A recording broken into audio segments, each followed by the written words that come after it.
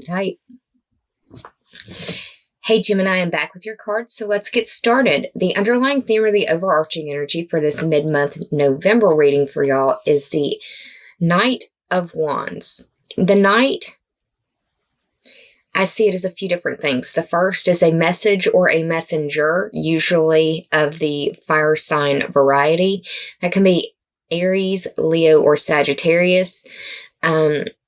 If it's not a message or a messenger, then this is someone of the fire sign variety that is just acting immaturely. The age range for the Knight is a little bit higher than that of the Page. I see the Knight as mid to late 20s into the mid to late 30s. I see the Kings and the Queens as 40 years and above. So this is middle age, if you will. The, late 20s, 27, 28, 29, to late 30s, 37, 38, 39. The fact that they're in the reverse could be that they're having a hard time or they're just acting out. The having a hard time could be physically, mentally, or emotionally. The fire signs are known for being brave and courageous and impulsive and fierce. They're known for being ego-centered, which isn't a bad thing. We all have to take care of ourselves, right? Also known for being very imprudent at times. They're very leap before you look type energy.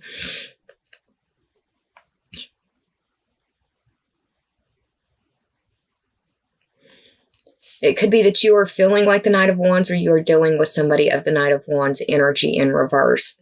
Now, they're going to come from a subjective point of view, not an objective point of view. It's going to be a very personalized view of the world. And possibly self-centered, possibly only thinking about themselves. And it may be that the situation in their world requires them to be more self-centered. So be understanding, Gemini.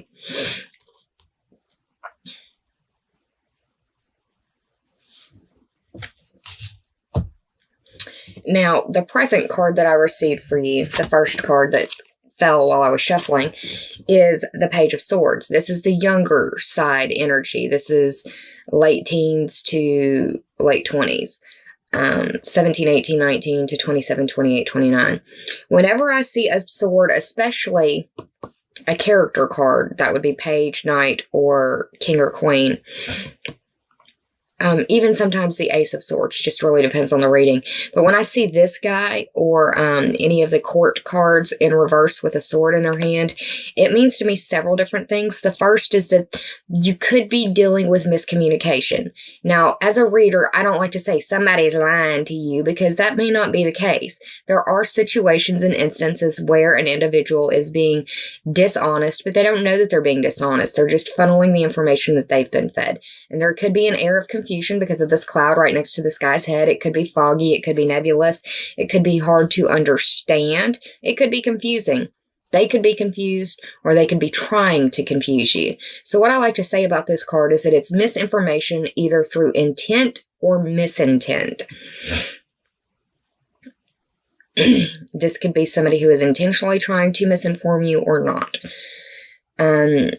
The sign associated with the swords are the air signs. The air signs are you, Gemini, Libra, and Aquarius. Now, Gemini, it could be that this is representative of you or how you are feeling. You could feel like between the Knight and the Knight of Wands and the Page of Swords, it could be that you feel like the world or the rug has been pulled from underneath of your feet. It could feel like you are getting some information that is knocking you off of your horse, if you will. A lot of clouds in this card, which make me want to tell you that there is silver lining in the situation, and you do have the tools at hand to find it. You just have to look. It will not fall into your lap immediately.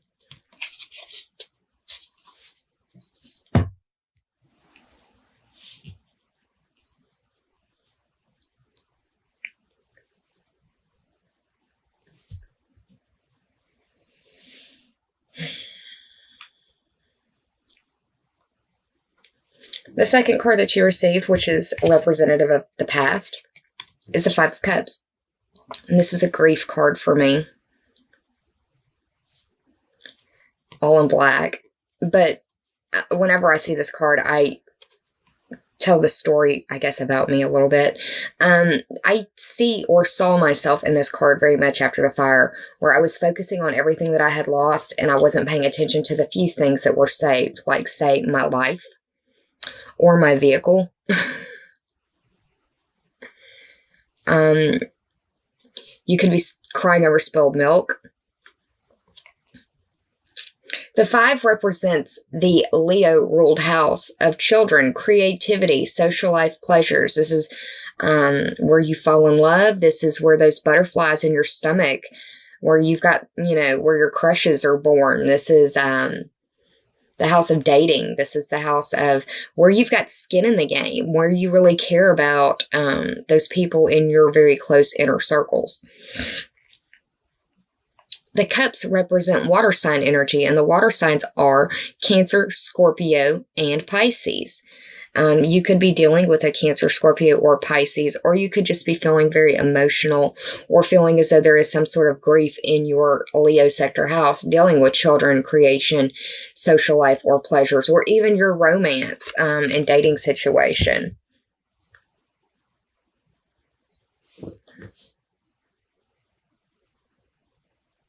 That's the past situation.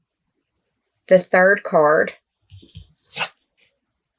this is the obstacle, which is kind of weird because this is a good card. This is a karma card. This is childhood. This is happy childhood. This is happy memories and nostalgia. It's also having enough to share without needing to be concerned about yourself. You have enough for yourself and to share with others around you. Another Cups card. Cancer, Scorpio, and Pisces could be involved, or it could just be emotional relationship type energy. This is the 6th card of the Cup suit. The 6 represents the Virgo ruled house of work and health, or the competency and skills that you bring to the services that you provide. The obstacle may be that you have a really good work relationship with someone and people talk. If there's too much good chemistry going on, people talk. And this is really one way that I'm seeing it play out, is that it may be an attraction that you're trying to hide as well because of the Page and the Wand. The Page and the Knight of Wands being in reverse. Everything else is upright. It may be something that you're trying to keep undercover. But there's like a genuine affection between these two people. I feel like it involves at least a fire sign. I want to say an Aries because of this red hood right here, because red represents fire signs for me, and the head is ruled by Aries. So it may involve an Aries. It may involve an Aries with the head. It may involve an Aries with problems like health issues in the head. That could speak to me because I've got PTSD issues and I am an Aries sun. You see how this stuff kind of plays out? There's a lot of flowers in this card as well. I don't know why I'm getting this, but it feels like it could be that with this grief card right here and the 3 being the obstacle, it could be that you're having to say goodbye to someone or something or some situation in work or health. And I'm only relaying that because the grief card is here. The minor arcana grief card is here. And we have this numerology of the 6th house between work and health. This message may just be for one person. I'm going to still continue, though, because I give the readings as they come to me. The 4th card that I pulled for you, and this represents the help in the situation, is the 9 of Cups. This is traditionally known as the wish card. I like to look at it as the fat and sassy card. You're happy, you have everything that you need around you and then some. You don't necessarily need any more, but it'd be nice to have that last one to make the full set, right? It's the wish card. It's the fulfillment. It's being fully fulfilled. And I can't help but notice another red hat right here. It's like it's dealing with an Aries in the head some way. Once again, the Cups cards or the cups in the card represent the water sign energy. Water signs are Cancer, Scorpio, and Pisces. I have a feeling that you're dealing with someone who has some water and fire sign energy, and it's affecting you on a very deep level. I know of one individual in my world right now that this very much speaks to. And people who have viewed my channel for a few months now actually may have seen a video that I put up about her. I have since taken it down. I'm not going to give any more details about it because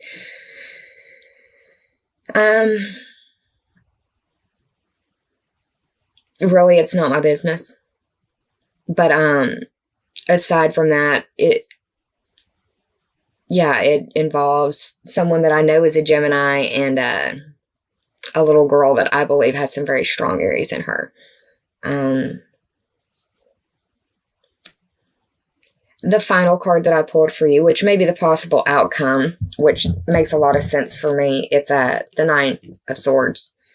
I didn't cover what the 9 and the 9 of Cups meant, so the 9 for the 9 of Cups and the 9 for this, because I used the numerology up top to correlate to the astrological houses. The 9 is the house of Sagittarius. That's your long distance trips, your higher education.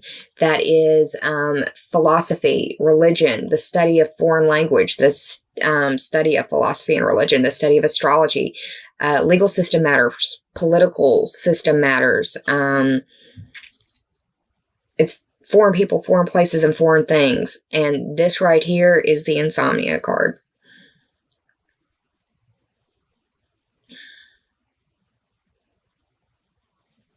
The swords represent air sign, the air signs, but it's like mental faculties. It's in your head. It's being in your head and not being able to sleep is what this card represents to me.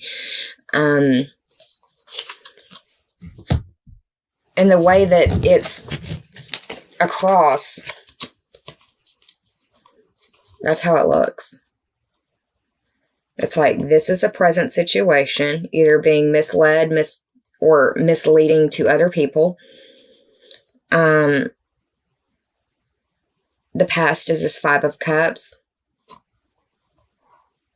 And then the possible outcome is this 9 of Swords. So it's like you're flanked on either side by worry, sadness, anxiety. If it's not you, it's somebody close to you that you're concerned with or care about deeply. I even want to say that this Page of Swords has some fire sign in them because, look, we're wearing red right here, too. It could be their sun, their moon, or their rising sign, Gemini. It really just depends. But it looks like you're up late at night trying to figure out what's going on. Or you're up late at night trying to figure out the balance between what you want and what you have and where you're trying to go. And you could be feeling very tired because of all of this insomnia. Now, I did the tarot total. We had the 5 of Cups, the 6 of Cups, the 9 of Swords, and the 9 of Cups. That equals to 29. 2 plus 9 is 11. 11 speaks to the Aquarius ruled house of your friends, your groups, memberships, associations, and teams, affiliations that you belong to. It covers your future wishes, goals, and bucket list dreams. It can also speak to the internet because of Aquarius and that being ruled by Uranus and all that. But this could be playing out on the internet. This could be playing out through electronic messages as well.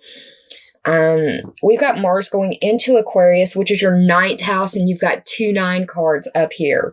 Mars is a planet of energy, impulse, and aggression, and passion as well. Moving into the 9th house. On the 9th. Are you kidding me? Yeah, there's a lot of synchronicity in this spread right here. It could be involving somebody who has a lot of Aquarius energy in them. It could be dealing with someone who's in a friend group. This can be somebody online or in real life friends. This can be somebody in the groups, memberships, associations, teams that you may belong to. yeah, that's what's playing out for you very strongly in this tarot portion of the reading. Let's go ahead and switch over to the oracle cards now, which also are very synchronistic in the numerology. Just give me a second. So what we've got for the first card is the Pearl Threaded. I have never had this card fall for me in a video reading. Let me pull closer. Look at the colors in that card. It doesn't look very impressive, but I mean, up close it looks way cooler. The Pearl Threaded. This is the 38th card. 3 plus 8 is 11, y'all. Friends, groups, future wishes, goals, dreams. Bucket lists. I wonder how difficult it is to actually thread a pearl. I've never had to do that before, but I mean, I've got shaky hands to begin with, so I probably wouldn't be that good at it. The first thing that I want to tell you is that this is about bringing you and another person, another situation, another lesson closer. Like a strand of pearls being stranded together. It's a single pearl. But how many singular pearls make up that threaded strand of pearls for the necklace, for the bracelet, whatever it is? This is about learning from the collective, learning from your work in groups. This also speaks to there being an energetic shift from the feeling of depletion to renewal.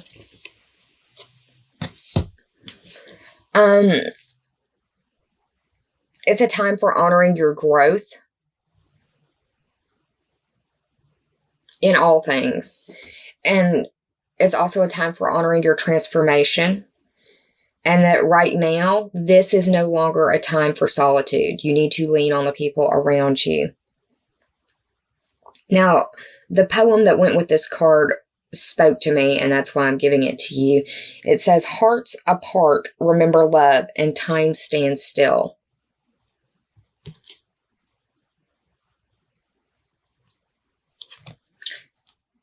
The Pearl Threaded. The second card that you received is the Dance of the Planets. Check your sun, your moon, and your rising sign for the placements for your other major energetic areas of life. But yeah, for you, this is the 12th house. That's the house of secrets and dreams and repression and self-limitation. But this is the 56th card of this 70 card deck for the Journey of Love. 5 plus 6 is 11. Once again, the Aquarius ruled house of your friends, your groups, your associations, your teams that you belong to, the future wishes, goals, and dreams that you have on your bucket list. Dance of the Planets is pretty self-explanatory. There's a lot going on in the cosmic energetic world. And that forces that are larger than yourself are at play here, meaning that you can will it away or want to will it away, but you just aren't strong enough to move the planets. This planetary dance that is occurring on top of you and through your world is impacting your destiny, and it's for your growth. It's to make you be a better human being. You need to have trust in divine timing and in the divine order of things. You need to also trust, acknowledge and believe, and then trust in the synchronicities or the coincidences or the happenstances that are occurring in your world right now. They're trying to get your attention for a bigger message. Pay attention to the timing and the rhythm of your life right now. Because big shifts are coming thanks to planetary energy. And right now is a really good time for you to just ride the cosmic wave and embrace the serenity prayer. Also, pray for grace. Pray for grace during these shifts, during these changes.